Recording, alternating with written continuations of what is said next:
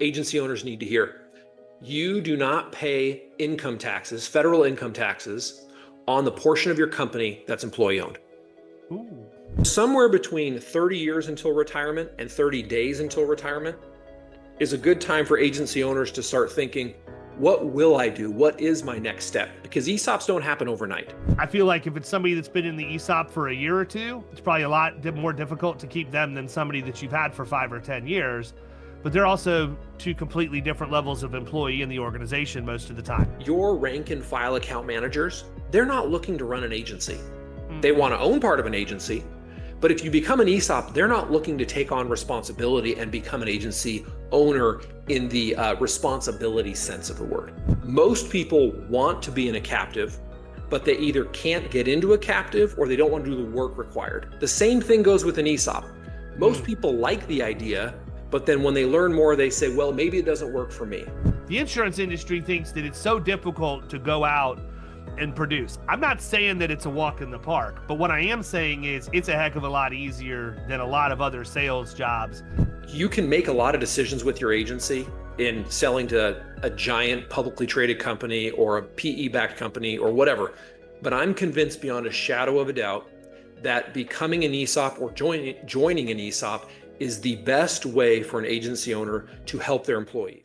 What's up, everybody? Welcome to the Power Producers Podcast, where we are refining and redefining the sales game. And today I've got a guest that is going to talk to us about all things ESOP and specifically inside the insurance industry. My guest is Brian Bauman, and he is the VP of Sales for the Hartwell Corporation out in Idaho. We have never met in person, but that will be rectified next week because we are both going to be in Medford, Oregon for the Big I event that they're having there at the Voorhees Mansion. And I got to tell you, man, I'm pumped. I very rarely get to go out to the West Coast. It's tough. I've got 4 kids, but I really do enjoy when I get to go out and travel. My one hiccup this time, and it wouldn't change anything. I would still do this 10 out of 10 times just because I want to go out and go to a part of the country I've not been before. I didn't realize it was leading into Mother's Day weekend. So initially, I just thought it was going to be a weekend trip and completely spaced and missed that on the calendar. So I'm like, Oregon winery. We'll be in wine country, Pacific Northwest. Weather should be beautiful. I'll make it a long weekend with my wife, take her out there. And I just thought I was going to get husband of the year. And I came home and I pitched it to her. She goes, you do realize that's Mother's Day weekend, don't you? And I'm like, fair enough. It gotcha. We'll be home no matter how that happens. So the crazy part is I didn't know. Shame on me for not looking. I didn't know you could get in to Medford directly. And you can. It's just like anything else. It's limited as to how you can get in and get out. So the way everything lined up, I'm done speaking. I leave and go to the airport, which is something that I literally never do. I usually hang around. And then I think I leave Medford at 5:30 that evening, and I land in Tampa at 5:50 the next morning. So I'm taking the red eye home to make sure that I honor the Mother's Day plans. That the searing look through my chest when she found out I was going to leave, and I say that kidding too. My wife's the one who told me go back out and speak again. You've been home too much. So after taking about 1.5 years, 2 years off of really hitting it hard, I'm going to be back out this next year, and it couldn't be a better place to start than someplace I've never been before. I've been to Portland only because I drove down from Seattle in 1995 when I was there for the Final Four before they blew up the Kingdome. That's where they had it. And, that's just a really cool part of the country that I feel is completely opposite of what I have down here. Pacific Northwest. Well, I'm happy you're getting back to Florida. Don't risk your life and miss Mother's Day weekend. Yeah, no, you're exactly right, man. I've actually spent a little bit of time in Idaho too. We took a Western trip when I was probably maybe my sophomore year of college. And part of that was going and staying in Coeur d'Alene at the resort there at Coeur d'Alene. So I think that part of the country is probably a really well-kept secret to people that are on the East Coast who have never been there before. I don't know what I expected, but I can tell you that is God's country out there, man. It is absolutely beautiful. Yeah, we're proud of Idaho, but it's a long way from Florida. It is, but that's all right. When I want to be a long way from Florida, I know where to go. So anyhow, so listen, before we get cranked up, why don't you sort of give everybody your background, and then we'll get into the nitty gritty and start talking ESOP and what that's meant for you and your firm and all of that stuff. Sure, sure. Well, I want to say a thank you before we get going. I'm excited for two reasons. Number one, we get to talk about the greatest ownership structure in the history of the United States. And number two, the conversation gets to happen with the final boss of insurance podcasts. I don't know Um, about all that, but yeah. so I started my insurance career in Southern California when I was selling copy machines. I knocked on the I, door. I I I knocked on love the it, man. I love it. um, there is I would recommend that type of sales to anyone. Hey, listen, man, that's who I hire. Like, I don't hire people if I'm looking for a producer. I'm very much on record over the last decade about talking about this a lot. I want business to business salespeople that have the hardest sale to make, but have tenure at that company because I know that it's going to be a walk in the park if I can bring them in and take the work ethic and the systems they put in place, copy machines, office supplies, other office equipment, IT services, payroll processing, credit card processing. These are people that grind every single day. Right. And it's insane how much easier, like we think what we do, and I say we collectively, the insurance industry thinks that it's so difficult to go out and produce. I'm not saying that it's a walk in the park, but what I am saying is it's a heck of a lot easier than a lot of other sales jobs. So kudos to you, man. And as soon as you said copy machines, have you ever seen the guy? Um, I'm trying to remember his name. It may be Copy or Ninja or something like that. It was a big marketing thing a few years ago, but his whole shtick, he's one of the leading copier salespeople in the country.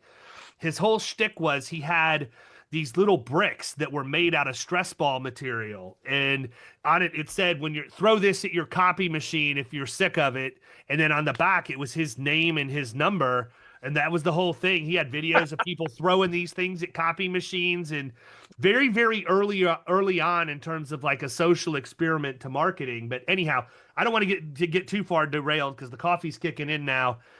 Carry on. Copy machines in Southern California.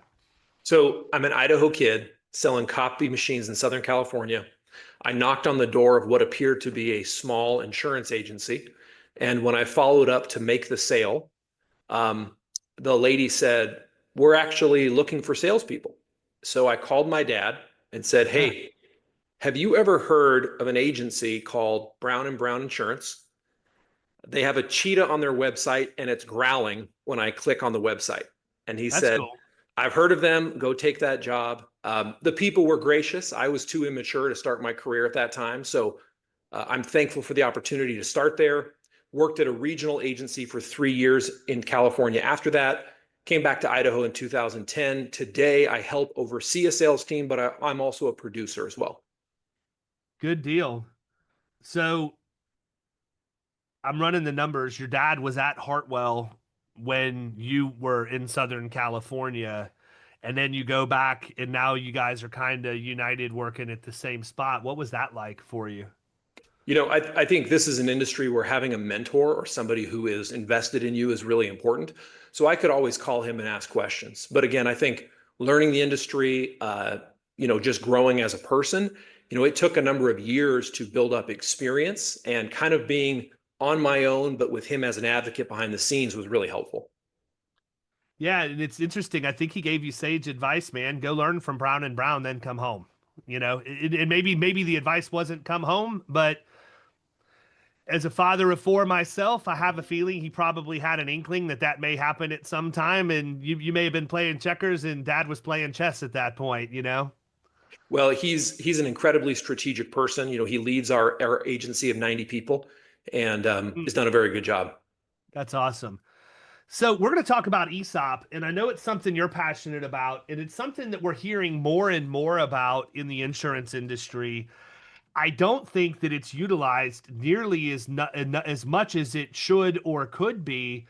I have direct experience because my wife actually, her company is an ESOP company, and always has been. And I'm not going to get into the financial metrics of it, but what I will say for anybody who's here listening, she don't need me. I mean, she's perfectly set and fine. She's been at her company for 20 years and has had ownership, and she's had the opportunity to be bonused some preferred shares as she has progressed in her career.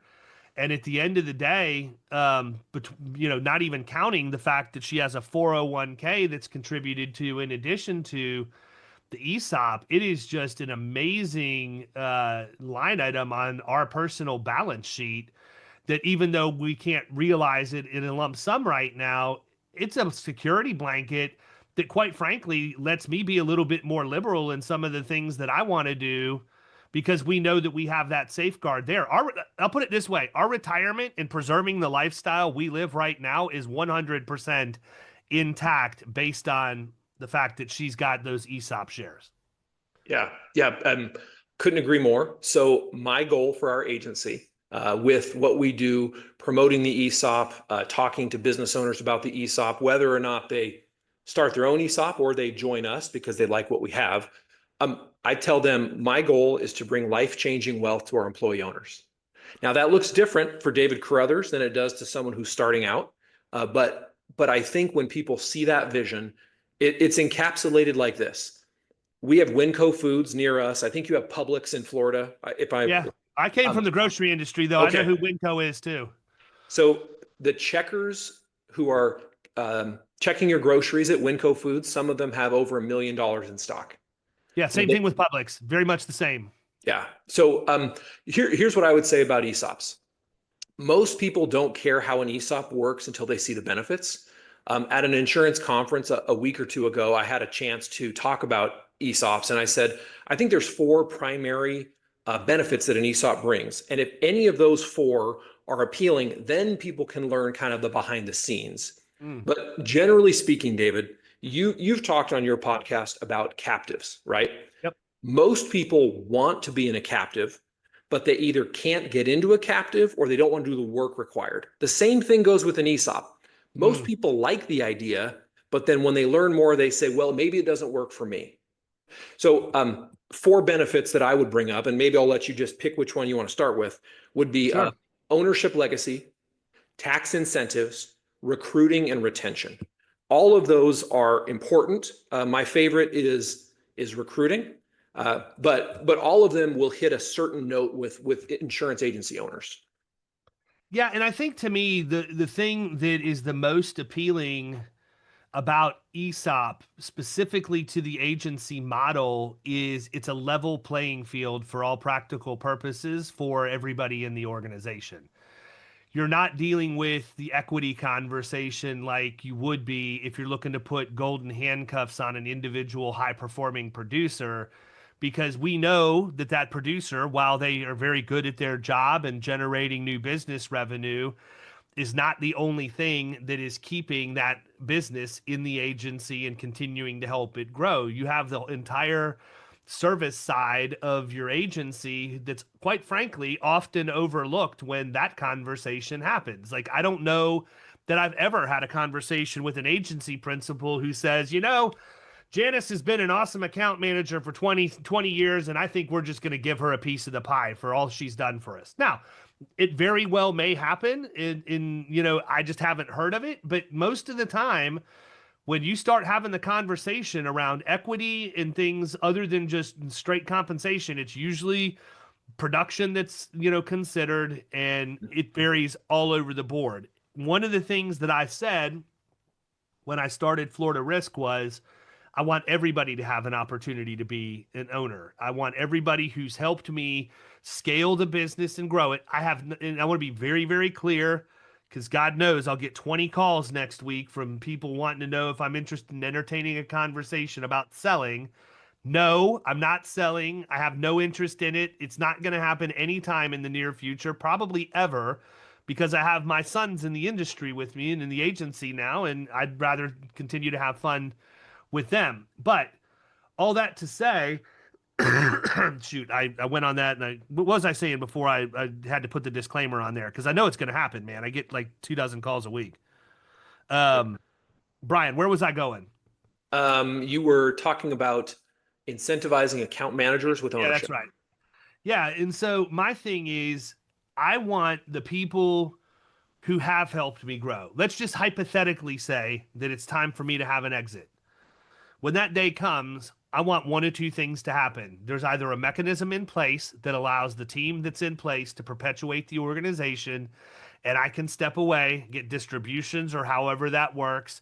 I'm taken care of, the agency perpetuates, they're taken care of, everybody's happy. Or if for some reason I sell to a third party, they have enough of a financial windfall that they're thankful for that opportunity. In addition, I mean, obviously, we pay them to do their job and are generous in doing that, in what we do outside of that. But the reality is, it is probably more a me thing than anything else.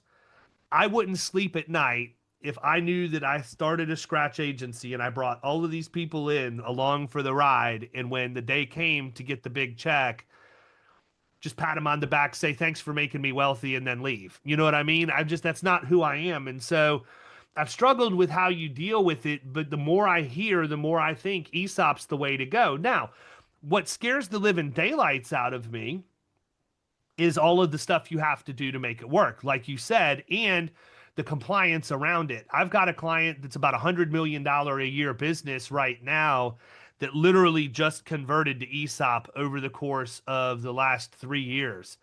And because I write their insurance, I'm dealing with the directors and officers and crime and all of the other things that have to happen for them to make that transition. And, I'd be a liar if I didn't say it scared me a little bit, because that's just one more thing to have somebody looking over your shoulder for. Not that we would ever do anything intentionally, but, the more opportunity to make a mistake that's being watched, the greater the chances are your mistake gets caught. So, let's maybe just run down your four things, you can do right in order, and talk Sure. subpoints on them from there. But I mean, just some general thoughts about it. I mean, it's something that I'm very selfishly, I wanted to hear what you had to say, because I'm very interested in putting it in place for the agency itself. But I also know there are a lot of other people out there, and especially when we get to the part about recruiting and retaining, that's something you can do that'll help you keep those people, because we have a problem with talent right now in the industry. We're not backfilling good enough, number one, but number two, people are poaching our best help, because you've got the agencies that are in larger cities that became comfortable with remote work during COVID. And if I'm a firm in New York and I know that I can get an account manager in Lincoln, Nebraska for 50% of what it's going to cost me to hire that same person in New York City, and that's actually probably 25%. And by the way, people, I'm just making these numbers up, but 25% more than what they make where they're at. That's a win for both of those parties, and it makes it very difficult for that agency to keep that person there. And that's the story that I'm hearing over and over again, is massive agencies from the big cities are moving into America's heartland and getting the top tier talent. And it's a financial thing. They're buying them. Obviously, they're paying them more money, but if they had that asset that was growing on their balance sheet, they would be a lot more difficult to pull out of that situation, especially if they understood what the true value was of what they had. Yeah, so maybe what I can do for all the agency owners out there is tie recruitment and retention together. So I'm in Boise, Idaho. Seattle and San Francisco are major geographic areas that will call people and recruit them, call account managers. So put yourself in a 10, 20 person agency ownership position where you're saying, I want to keep my best person, but they're being offered $40,000 more by a sweatshop in San Francisco. Okay. Here's the example I would give. David, I'm assuming you watched the Super Bowl and you saw Philly crush the Chiefs. Now, there was a picture after the Super Bowl where they showed 4 defensive linemen for the Eagles, and all of them had gone to Georgia. When you are an employee-owned company, you will start to take the best account managers from local agencies, and you will bring good account managers in from out of state. So and I say this, I almost pinch myself, we're not like desperately looking. We are the Alabama or the Georgia, figuratively, in a college recruiting sense. Because if you're a 50-year-old account manager who's tapped out on what you're going to make, and someone goes, yeah, you can make 10 grand more working somewhere else, but what if you had $500,000 in stock? What if it was more? That person sees that vision, and they're not only do they stay around, but the opposite of a toxic culture is when they tell the other employees, you've got to stay around. And they tell their friends from that big agency, you should come over. So it becomes a self-perpetuating culture that builds itself. So one more example is we had a very gifted producer looking at our agency. And agency owners always say, I want to make equity work because they have good hearts, right? This producer said, how do I know for sure, Brian, that I'll get agency ownership in your ESOP? And I said, the federal government has rules. And after 1 year of service, you then start building your ESOP shares like 20, 40, 60, 80. We don't have control. We can't shut that guy down if we want to, nor can we shut anyone else because the government mandates how their shares are built into our company. That's good stuff. And, I think part of it too, Brian, is you can't just stop with saying you're an ESOP company or having it, or even sending out the annual statement that discusses the value of it and everything else. The average person just doesn't understand, in my opinion, and this is across multiple industries, not just the insurance industry. They don't get it. Like, they don't understand the true value over a long term of what a benefit like that is actually worth. We're in a society where we have instant gratification and the ability to go out, and the insurance industry is guilty of this for sure, basically earn as much as we possibly want, right? We can earn literally, sky's the limit in earning, because I've always said, if I run in, look, we had a busted pipe at the house, I'll just go sell another deal. You know what I mean? I mean, it's never been anything other than that. I can sell my way out of most problems in life. But people, by and large, don't have a ton of financial literacy coming out of high school and even college, unless you majored in something along those lines. So I don't think the average household really has a grasp on the difference between income statement wealth and balance sheet wealth. They look at an income statement and think, you make all this money, you're naturally rich. But if it's going out as fast as it's coming in, it's really not doing anything for you, which is why you see so many retired athletes that didn't get advice, that made great money but didn't know how to handle it, end up bankrupt or worse, in jail or whatever. Same thing with the people who win the lottery. How many, I mean, I don't remember what the statistic is, but I think it's like under 5 years, the people who win these hundreds of millions of dollars are back to being bankrupt because they didn't know how to handle the money. You take somebody who doesn't know how to handle money and you give them a ridiculous amount of it, what do you expect to happen?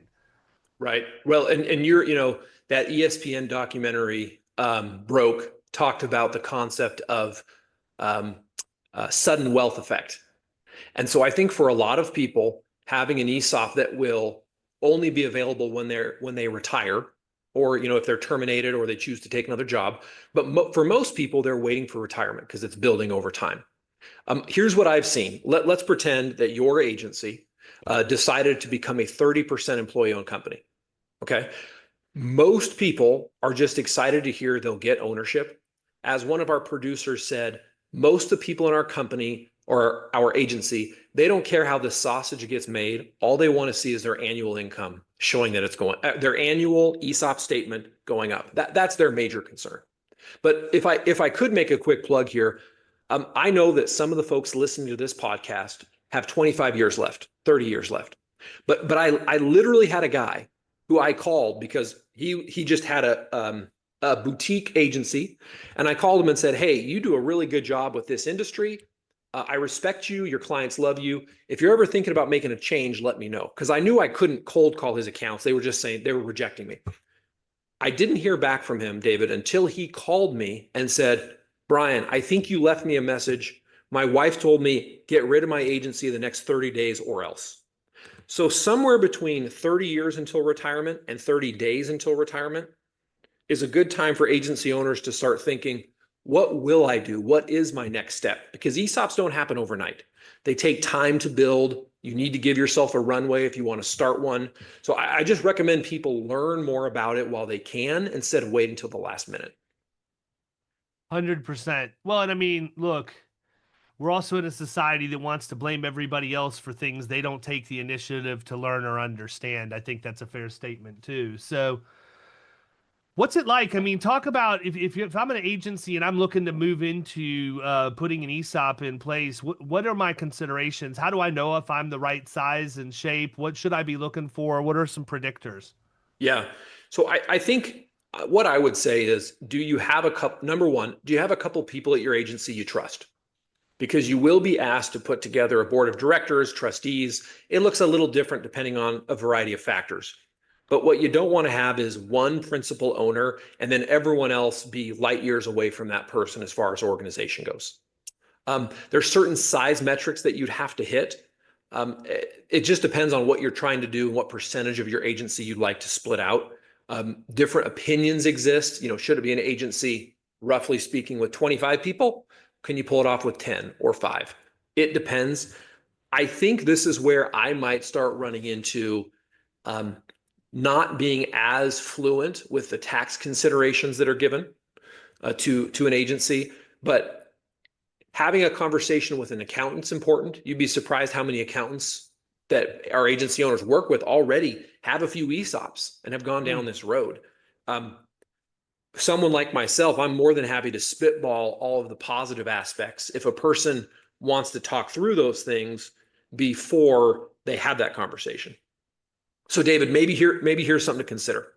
I was with a group of owners recently, and a guy said to me, well, but I don't think my employees should be looking at all my financial statements. Okay, that's a decent thing to consider. The reality is ESOPs aren't like some democratic company where everyone gets to make every decision. You have a board, the board picks a president. Take yourself, for instance. You're going to be a leader no matter where you go. You're not suddenly just going to give up decision-making power, right? Most not people, for very long, I can promise you. I'm not built yet. Like, I'm not built for working for somebody else that I have to ask permission. I mean, it's just who I am at this point. But even if you were an ESOP, like you would be personality-wise and leadership acumen-wise, it would be unrealistic to have you then saying, oh, well, everyone helps me make decisions. You need to have your vision be implemented. And so what I've told owners that I've chatted with is your rank and file account managers, they're not looking to run an agency.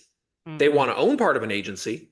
But if you become an ESOP, they're not looking to take on responsibility and become an agency owner in the responsibility sense of the word.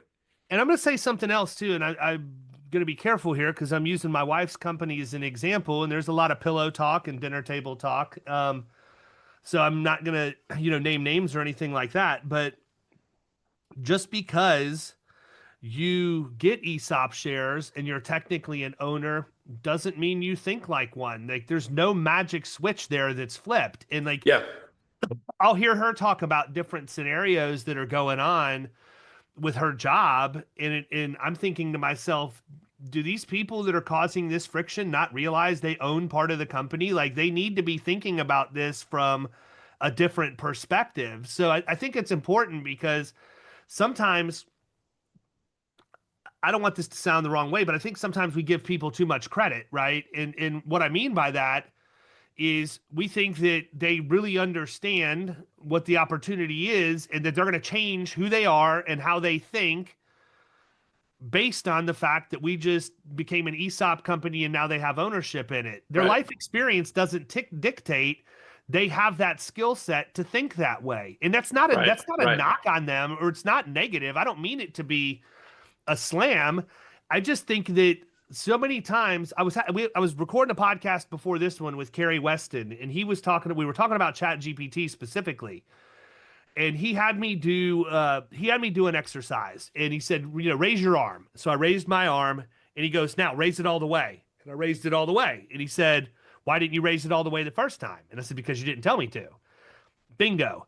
We expect things from people without giving them the information and the education that they need in order to make those decisions and become different in their thought process. The other thing is, I don't think everybody wants to. I mean, I think people are okay owning something, but not necessarily like just, you know what, I trust you guys, you handle it. I think where there's friction and whether there's a difference in opinion about how things are being run, Now all of a sudden somebody wants to think like an owner that's been an armchair quarterback for the majority of the time. Right. Well, and so what you said about promoting the benefits is important. When we go to conferences with thousands of other ESOPs, they literally have breakout sessions saying, here's how you promote your ESOP internally. Because some of you are doing a really bad job of promoting it. But you know as well as I, statistically speaking, some people get all in on a vision, but a lot of people don't. So let's pretend there's 15% of your company that's all in.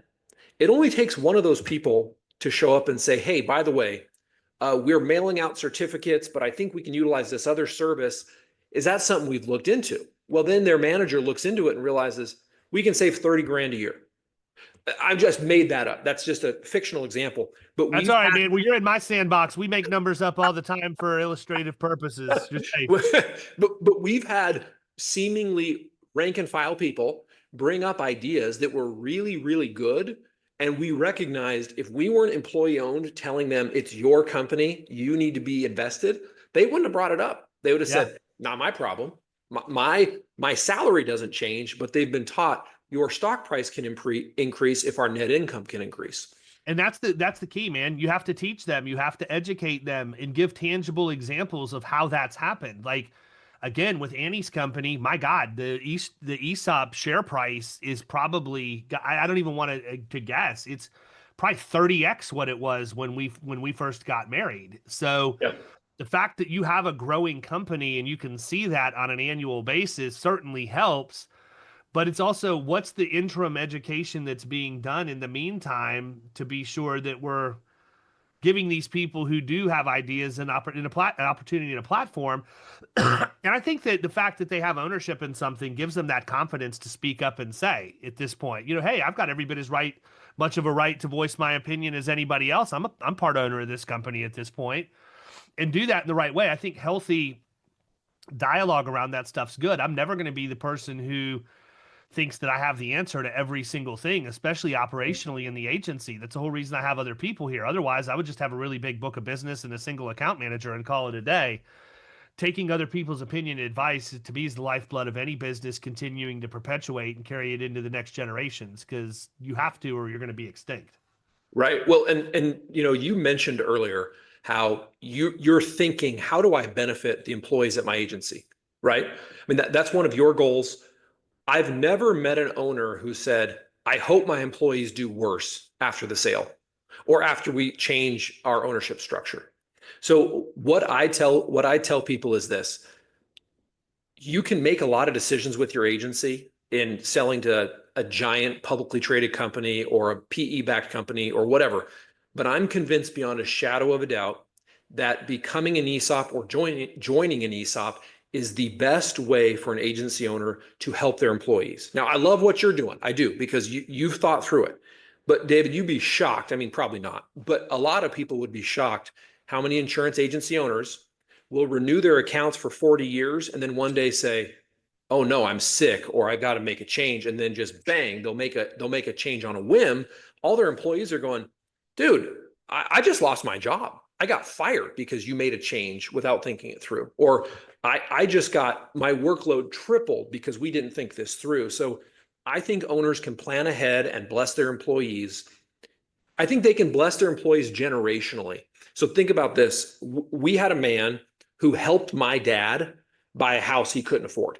He just said, I'll just float you this loan. We got into this house. My family didn't have any money. When I got to shake this man's hand when he was 90 before he died. And I was a second generation beneficiary of his generosity. I think ESOPs will give multiple generations the benefit of how successful the company was. So you had mentioned it. I told you it's something that bothers me, and that is the amount of work it takes to get ready to go into this and actually put it into effect. Put me at ease, man. Like, what's the real lowdown on what somebody should expect if they're going to go down this road in terms of time commitment, financial resources, and all of that? So I would say financially, it'll probably cost you between 50 and 100 grand. And I'm just laying that number out there because, it's like setting expectations with your prospects. If you tell a prospect who calls in and wants a quote on their new business, it's going to be $1,000 minimum for you to start a barber shop. And they go, well, I can only pay $100. Well, it's not going to be $100. Plan on 50, be ready for 100. Be ready to get to know your accountant really well and be ready to talk through with your team, have some real heart-to-hearts. Are these people who could keep perpetuating the agency if I wasn't involved? You might need to bring in somebody from the outside. But I think, I go back to the captive example. In order for a captive to work, the CFO of that company needs to say, I want to make this work and I'm willing to do the homework to institute it. So again, I came to work for an agency that was already an ESOP. So I didn't start an ESOP. Starting an ESOP is difficult. Joining an ESOP, as your wife can attest, or being part of an ESOP and seeing that growth is a huge blessing. Yeah, 100%, man. What have we missed so far? I would say here's something the agency owners need to hear. You do not pay income taxes, federal income taxes, on the portion of your company that's employee owned. Ooh. Yes. So you don't pay income taxes and you get tax breaks when you're building the ESOP. So an ESOP, David, is when you sell part of your agency to an ESOP trust. That trust then pays you back over time and it gives shares to your employees based on their annual income. So that's Brian Bauman's caveman podcast explanation. That's not a ESOP attorney explanation. That's all right. We speak fluent caveman. You're good.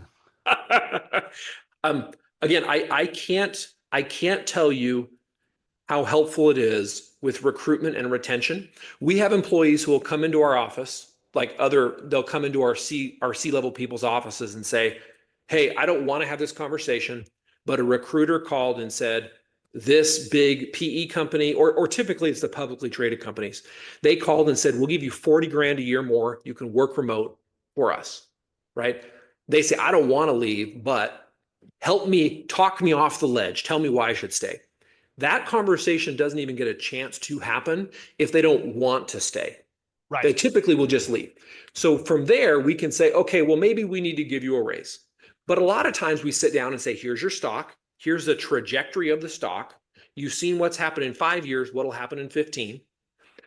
Then you say, this big company that's hiring you to join the construction division for whatever publicly traded company, when construction goes down, you're fired.